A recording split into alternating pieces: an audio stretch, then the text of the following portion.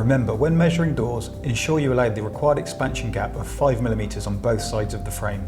This will give you room to square the frame in the opening. Care must be taken to ensure the structure is secure and it is safe to remove the existing door. Before any installation work is started, ensure to check the size, style and condition of the new door against the survey size and the actual aperture sizes.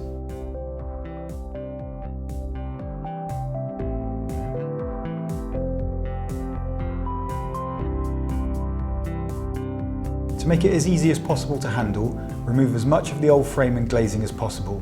This will reduce the overall weight of the frame. Begin by loosening the hinges and removing the door leaves. Break the bond between the frame and the wall by running a sharp blade around the edge of the frame.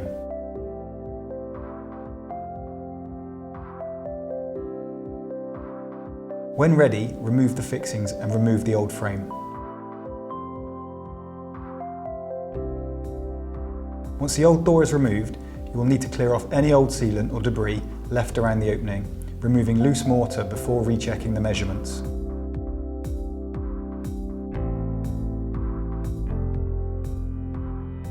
It is vital that the end of the sill is completely filled with silicone and the end caps are fitted. Failure to do this could result in moisture tracking on the sill and into the brickwork. Put the sill into position and check the level. If needed, use packers along the sill to make it level. Once the sill is level, remove and seal underneath with enough sealant to hold in place. Position the sill in the aperture. Run a bead of silicone along the edge and sill-up stand before fixing the door to prevent the possibility of water blowing through the joint and moisture from tracking along the sill and into the brickwork. Remove the frame and corner protectors.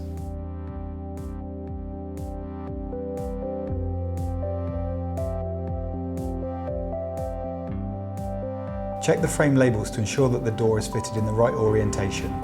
Carefully place the frame into the opening above the sill, making sure that the frame is central and the 5mm expansion gap either side of the frame is maintained. Using a spirit level, plumb one side of the frame and place two temporary fixings 150mm from each corner. At this stage, do not fully tighten the fixings. It's advised you pilot drill first to ensure that the thermal break does not crack. Care should be taken not to over-tighten the fixings. Packers must be used adjacent to each fixing point. These should span the full width of the frame, and once the fixings are tightened, they will prevent the frame from distorting and help ensure that the outer frame is fitted square. Repeat this process on the other side of the frame, using a spirit level to ensure that the frame is parallel and true in the opening. Once both sides are level, parallel and plumb, place a fixing in the centre of the head, again using packers. Now put the rest of the fixings at 600mm intervals around the head and sides, not forgetting to tighten the original fittings at the end. It is vital to ensure that the outer frame is fitted square, plumb and level. Fit the door handle and check the door operation. If everything is fitted correctly, the doors should glide freely.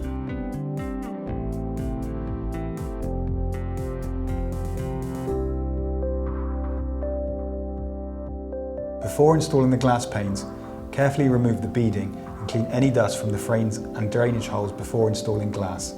It is vital that you don't mix the beads up, as they need to go back in the same position. The glass units will all be the same width unless there is a master traffic door, as in the case of this 3-pane door. The glass unit for a master traffic door is 6mm narrower so that it does not interfere with the door lock. It is vital to ensure that the narrow unit is fitted in the master traffic door. Starting with the first leaf, insert a glazing packer on the bridging packer that will come pre-fitted. Place the glass onto this packer. You will notice that there is a gap between the edge of the glass and the bridging packers. This is to enable you to insert glazing packers in the bottom corner of the hinge side and the top of the D handle side in order to secure the glass in place. This is the toe and healing process, and when done correctly, it transfers the weight of the glass to the hinges and allows the top hinge to hold the sash in place. Please see our other video for further details on how to do this in more detail. Once you've positioned the packers in the right location, secure them in place with silicone. Once the unit is in square and the sash is parallel in the outer frame, refit the beads in the sash. Place the short ones in first, ensuring to place them in the correct location and then the long ones. Take care not to scratch the beads when you are refitting them. Now move on to leaf 2, repeating the process, but this time do the opposite as a standard toe and heeling method. First insert glazing packers on the bottom corner of the hinge side, and then insert glazing packers on the top of the D handle side. Once the unit is square and the sash is parallel in the outer frame, refit the beads in the sash. Finally, move on to the master traffic door, repeating the process, inserting the glazing packers on the bottom corner of the hinge side, and then insert the glazing packers on the top of the handle side. Also insert packers on the top and bottom of the lock, fixing all packers with silicone to prevent movement. Once the unit is in square and the sash parallel in the outer frame, refit the beads in the sash. Check the operation of the door. Once all the leaves are glazed, fit the wedge gasket. Measure the gasket against each sash and cut the length for the width and height. Spray some window cleaning fluid onto the window to ease the fitting. Start at the left of the sash and insert the end of the gasket between the glass and the beading.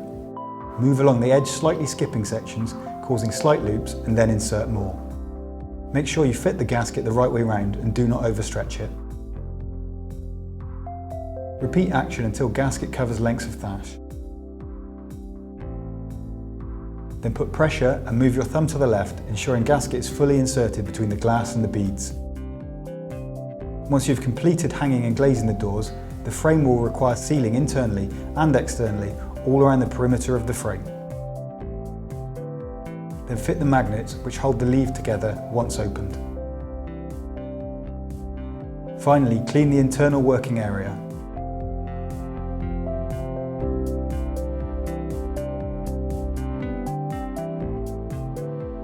Remove any protection tape from the outside frame and then clean the door and frame to remove any dust before sealing the frame to the wall.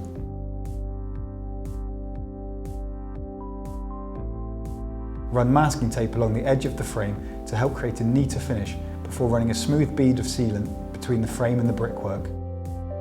Once sealing is completed, remove the masking tape to reveal a neat finish. Fit the drainage caps. Check the operation of the doors and make any adjustments needed. For more information, refer to our bifold door installation manual.